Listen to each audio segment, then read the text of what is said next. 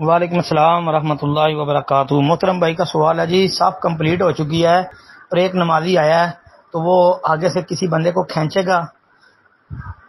محترم بھائی، بات یہ ہے کہ اس مسئلے پر ہم نے کئی دفعہ تحقیق پیش کی ہے۔ ہماری اگرچہ علماء کا اختلاف ہے لیکن ہماری تحقیق اس بارے میں یہ ہے جو کتاب و سنت کے الحمدللہ عین مطابق ہے، موافق ہے، وہ یہ ہے کہ سب سے بندہ کھینچنا یہ درست نہیں ہے، اس لیے کہ سب سے بندے کو کھینچنے والی روایت جو پیش کی جاتی ہے وہ ثابت نہیں ہے، نمبر ایک۔ نمبر دو، سب کو کاٹنا جو ہے نا، توڑنا، یہ ویسے ہی جائز نہیں ہے۔ نبی صلی اللہ علیہ وسلم نے جو ہے وہ بد دعا فرمائی ہے۔ آپ علیہ الصلوۃ والسلام نے فرمایا من قطع صفا قطعہ اللہ، کہ جو سب کو کاٹے اللہ اس کو کاٹے۔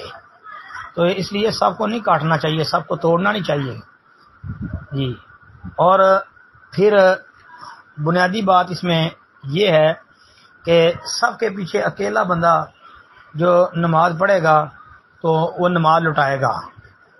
وابصہ بن معبد رضی اللہ عنہ والی حدیث سنن نبی داؤد وغیرہ کے اندر صحیح موجود ہے، اور وہ سری نص ہے اس بارے میں کہ نبی صلی اللہ علیہ وسلم نے فرمایا من خلف الصف وحدہ فلیعد الصلاۃ، جو سب کے پیچھے اکیلا نماز پڑھے گا پس چاہیے کہ وہ نماز لٹائے، یعنی جو سب کے پیچھے اکیلا نماز پڑھتا ہے اس کو چاہیے کہ وہ نماز لٹائے، اس کی نماز نہیں ہے۔ ہاں، تو اب اس نے اکیلے نے شروع کر دی ہے، اگر اس نے مکمل آخر تک کوئی بندہ بھی شامل نہیں ہوا، اس نے پوری نماز اکیلے نے پڑھی ہے تو وہ اس کی نماز نہیں ہے، اس کو نماز دوبارہ دہرانی پڑے گی۔